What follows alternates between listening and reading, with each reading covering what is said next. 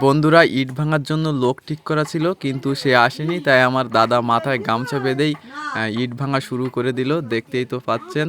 তো গাইস, আমাদের বাড়ি বানানোর কাজ ইতিমধ্যে শুরু হয়ে গেছে। আমি আপনাদেরকে ঘুরে ঘুরে দেখাবো আমার রুম কয়টা। আমাদের ঘরে ওঠার জন্য সামান্য একটু পথের ব্যবস্থা করা হয়েছে। বাম সাইডে ছোটোখাটো একটা বারান্দা করা হয়েছে, এবং একটু সামনে এগোতেই ডান সাইডে একটা ছোট রুম, তার পাশে একটা বড় রুম, এবং এই বড় রুমটার পাশে খুব বেশি দূরেও না, এখানেও একটা বড় রুম করা হয়েছে।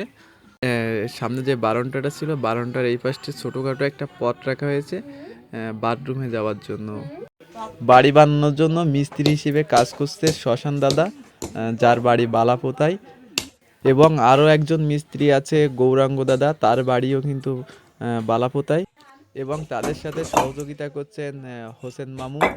আমার দেখা চোখে তারা কিন্তু মিস্ত্রি হিসেবে খারাপ না। তাই আপনারা যদি ভাবেন যে ঘর বানাবেন, আপনারা তাদেরকে মিস্ত্রি হিসেবে নিতে পারেন। কমেন্ট বক্সে কমেন্ট করলে অবশ্যই আপনারা তাদের নাম্বার পেয়ে যাবেন। তাহলে বন্ধুরা, আজ এই পর্যন্ত। দেখা হবে পরের ভিডিওতে।